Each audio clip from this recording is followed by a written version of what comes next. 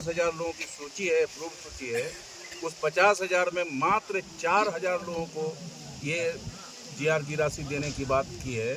ये काफ़ी दुखद है। जहाँ की बात कर रहे हैं, यहाँ हम लोग 22 अनुमंडल में हैं और किशनगंज, अररिया, पूर्णिया का पूर्वी हिस्सा, पश्चिमी हिस्सा और कटिहार तो चारों तरफ से है। ये क्षेत्र हमारा सीमांचल का सबसे ज़्यादा बाढ़ प्रभावित है।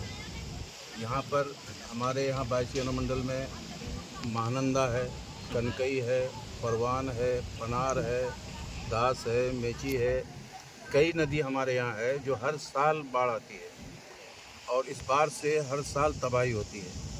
अफसोस की बात है, हालांकि हम यहाँ 85 से 6 बार प्रतिनिधित्व किए हैं, लेकिन अभी जो हम लोग देख रहे हैं कि सरकार के द्वारा काफ़ी उदासीनता है, ख़ास तौर पर बाढ़ के मामले में। बाढ़ में हम लोग देख रहे हैं कि जो कई ऐसे पंचायत हैं जहां से निकलना बहुत मुश्किल है। नाव की व्यवस्था जीरो हो गया है। एक भी नाव पूरे अनुमंडल में सरकार द्वारा कहीं नहीं दी गई है। अगर थोड़ा सैलाब ज़्यादा आ जाए तो तमाम लोग भंस के गंगा में चला जाएगा, हज़ारों लोग यहाँ से गंगा चला जाएगा। एक भी नाव नहीं होना ये बिल्कुल बहुत ही हम लोगों के लिए तकलीफ दे बात है। दूसरी बात है कि 19 के बाद 16 में जीआर की राशि मिला जनरल लोगों को, 17 में मिला जनरल लोगों को, 19 में मिला जनरल लोगों को।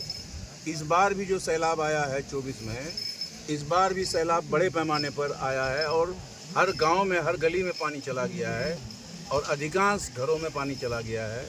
इसके बावजूद जो सरकार के द्वारा, यहाँ से जो अंचल के द्वारा जो रिपोर्ट दी गई है, वो रिपोर्ट हमारे हिसाब से बिल्कुल स्थल निरीक्षण नहीं किया है। हम लोगों ने तो कहीं सीओ को नहीं देखा क्षेत्र में, हम लोगों ने अनुमंडल पदाधिकारी को भी कहीं नहीं देखा। जिस दिन डीएम साहब आए थे अमौर के दौरे में, 22 के दौरे में, उस दिन जो है एसडीओ भी पीछे पीछे थी और सीओ भी थे, डीसीएलआर भी थे, लेकिन और दिन किसी पदाधिकारी को हम लोग स्थल में नहीं देखे, किसी भी बाढ़ प्रभावित क्षेत्र में नहीं देखे। जब आप स्वयं नहीं देखिएगा तो कर्मचारियों, पंचायत सेवक क्या आपको रिपोर्ट देगा? तो इस तरह से रिपोर्ट बहुत गलत यहाँ से भेजा गया होगा, जिसके चलते जो 50,000 लोग प्रभावित है, 50,000 लोगों की सूची है, अप्रूव सूची है। उस 50,000 में मात्र 4,000 लोगों को ये जीआर की राशि देने की बात की है।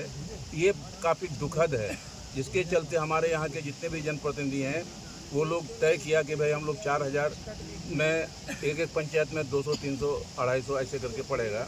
तो कोई भी जनप्रतिनिधि इस काम के लिए तैयार नहीं है कि हम लोग जो है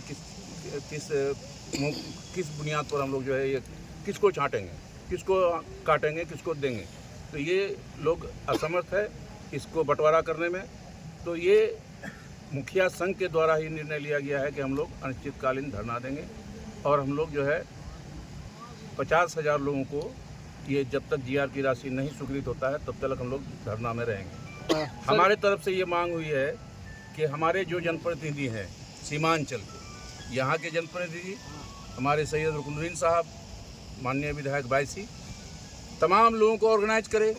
जितने भी हमारे किशनगंज के विधायक हैं, अररिया के विधायक हैं, पूर्णिया के विधायक हैं, कटिहार के विधायक हैं, इन लोगों को ऑर्गेनाइज करके पटना में ये लोग हमारे नेता तेजस्वी यादव से भी मिले और उनके द्वारा जो है फिर माननीय मुख्यमंत्री से मिले, आपदा मंत्री से मिले और मिल कर के यहाँ की स्थिति को बताए।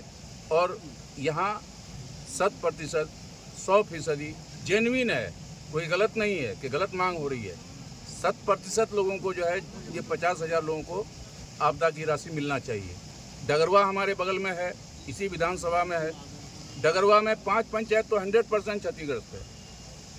टौली, दुबेली, तेगड़ा और ठाठोल, मकेली का पूर्वी भाग, उसके बाद जो है इसका ठाठोल का, मझगमा का पूर्वी भाग और पश्चिमी भाग, ये तमाम पूर्ण रूप से क्षतिग्रस्त है।